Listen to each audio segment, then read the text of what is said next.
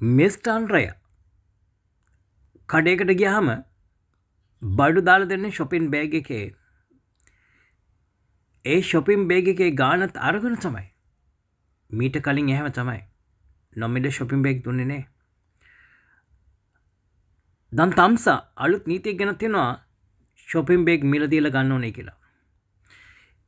දැන් කඩකාරයෙකුට දෙපාරක් shopping bag වලට සල්ලි දෙන්න වෙනවා. කරුණාකරලා උප්පුකේ තියෙන මොලේ අරගෙන ඔළුවේ තියාගන්නවා. මේ පාරත්තම්ස පහර දුන්නේ රටේ අහිංසක මිනිස්සුන්ට. බලනෝ මොනතරම් අහිංසක මිනිස්සුයි කියලා. බත් කන අහිංසක මිනිස්සු. මුන්ට ඒකවත් තේරුන්නේ මීට කලිනුත් අපි මේ shopping bag වලට සල්ලි දීලා තමයි හාල් කිලෝ එකක් දාගෙන ආවෙයි කියලා.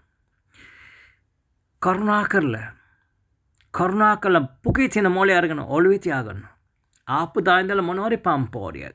ආපු දායින්දලා බදු ගහනවා. ආපු දායින්දලා මිනිස්සුන්ව නන්නත් කරනවා. ආපු දායින්දලා ආර්ථිකය අනාගතය කර්මාන්තය හැම දෙයකම වටනවා.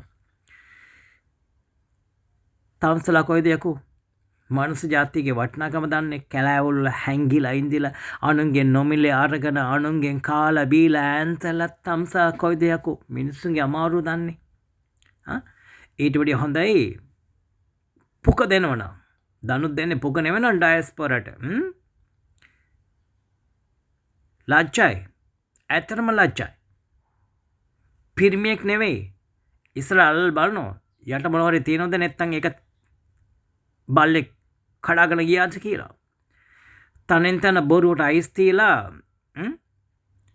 බොරුට අනුංග රවට්ටනවා. ආපදා ඉඳලා බොරුමයි කිව්වේ. හැබැයි පුතේ වැඩි කාලයකට නෙවෙයි.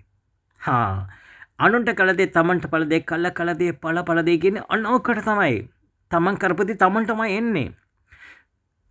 අවුරුදු 5ට නටන්න පුළුවන් ඉන් පස්සේ කරන්නේ මොකද? කොහෙකින් හැංගෙන්නේ නැත. මේ 4 බාය මැරෙන්න වෙන තනක් නෑ. එදා වගේ ආයේ කැලෑවල වල හැංගිලා තමයි ඉන්න සිද්ධ වෙන්නේ. ඔන්න මතක තියාගන්න හරිද?